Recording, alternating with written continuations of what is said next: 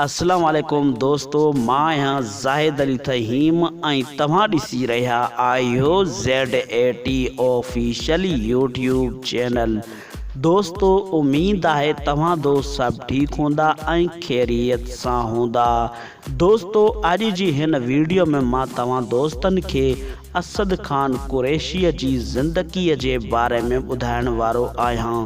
दोस्तों वीडियो शुरू करण खां पहिरियां तव्हां दोस्तन के एक नंढड़ी गुज़ारिश है, जेकॾहिं तव्हां अञा ताईं मुझी वीडियो के लाइक ना कयो तो मुझी वीडियो के लाइक कयो ऐं वीडियो पसंद अचे तो कमेंट ज़रूर कजो।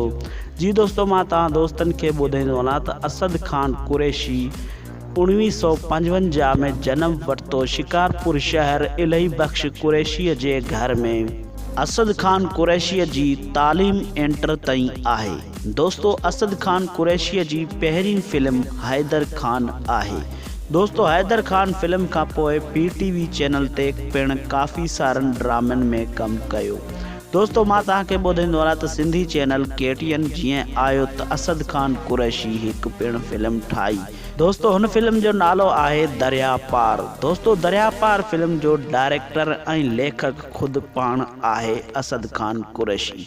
दोस्तों हिन फिल्म में असद खान कुरैशी जो कैरेक्टर धाड़ेल जो हूंदो आहे ऐं असद खान कुरैशी जो नालो हूंदो आहे सदोरो। दोस्तों सदोरो नालो हूंदो आहे असद खान जो ऐं धाड़ेल हूंदो आहे हिन फिल्म में। दोस्तों इन फिल्म का पोइ असद खान कुरैशी के घणी शोहरत मिली। इन फिल्म का पोइ काफ़ी सारन फिल्मन में पिण कम कयो असद खान कुरैशी, जीअं त सिंधु किनारो, होशू, शेर खान, ज़ख्मी शेर, खूनी शेर, ज़िद्दी शेर। इन्हनि का अलावा काफ़ी फिल्मन में पिण कम कयो असद खान कुरैशी।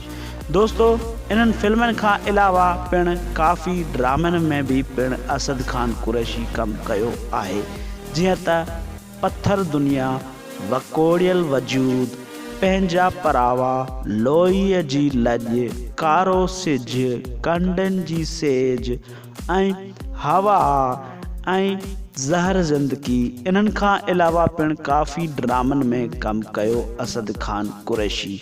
दोस्तों असद खान कुरैशी के दरिया पार फिल्म मां घणी शोहरत मिली।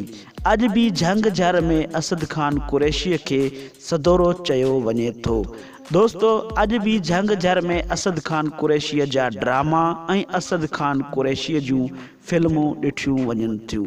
दोस्तों असद खान कुरैशी जी तव्हांखे अदाकारी ऐं एक्टिंग कीअं लगे थी, इहो कमेंट में ज़रूर ॿुधाइजो। जे अगर तव्हां असद खान कुरैशी जा परस्तार आयो तो कमेंट में ज़रूर ॿुधाइजो।